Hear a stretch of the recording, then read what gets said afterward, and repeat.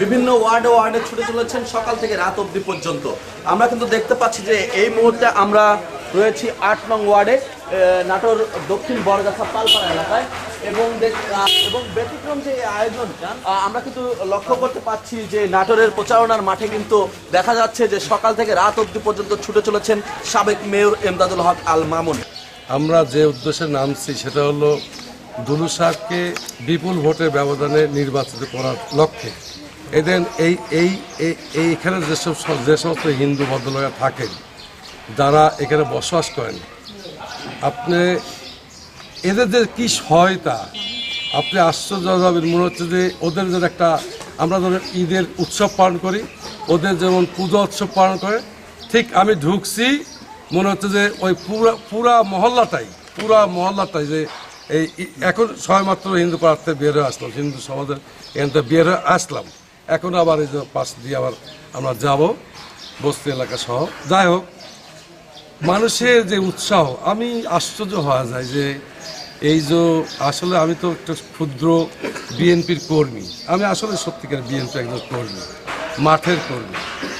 এই যে সমস্ত নেতাদের বক্তব্য, মানে এই বক্তব্যগুলো জবাব আমি দিতে চাই না। এই কারণে জানেন, আমি যেহেতু একটা কর্মী, অত বড় লেভেলের আমি লোকও মানুষ না, কিন্তু যে সমস্ত কথাবার্তা তারা বলেন, যে সমস্ত ভাষাগুলো ব্যবহার করেন, এগুলো ভাষা আমাদের নিচের, আমাদের যারা একদম সাধারণ কর্মী, এদের কথা এরকম হওয়া উচিত। কিন্তু কেন এসব কথাবার্তা বলছেন আমি জানি না।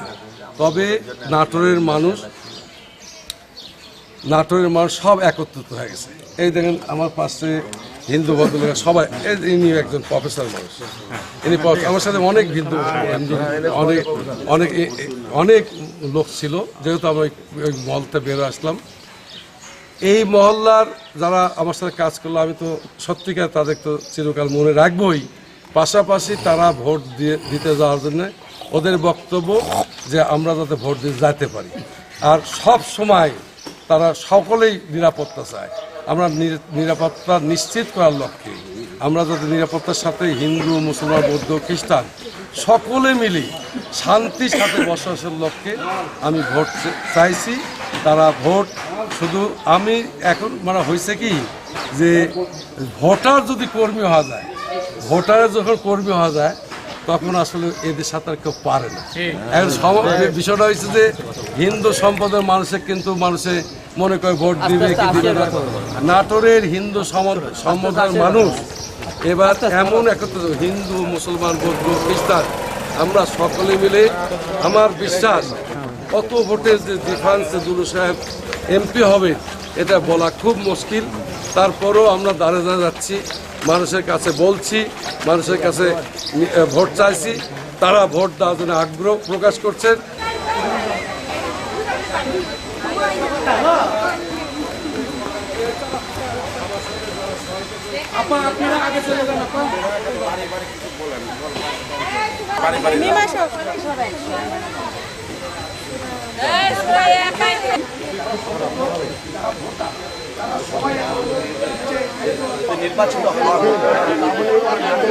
সামনে থেকে সরেন, আপনারা সামনে থেকে সরেন। বিষয়গুলো কিন্তু তিনি জানান দিচ্ছেন।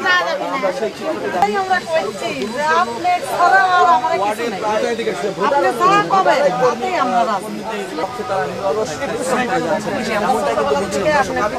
আপনার ভোট করতে যায় বাথরুমের মধ্যে আমরা লোক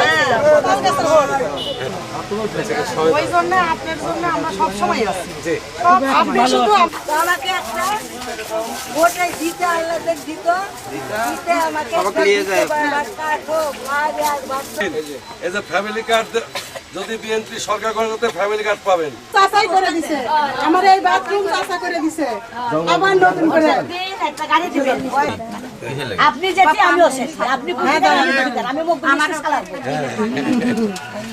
দেখালে চিন্তা করবেন, আমরা তো চিনি। যাই হোক, দয়া করে সব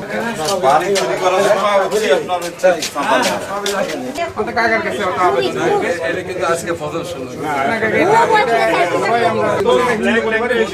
কোনো সমস্যা নেই।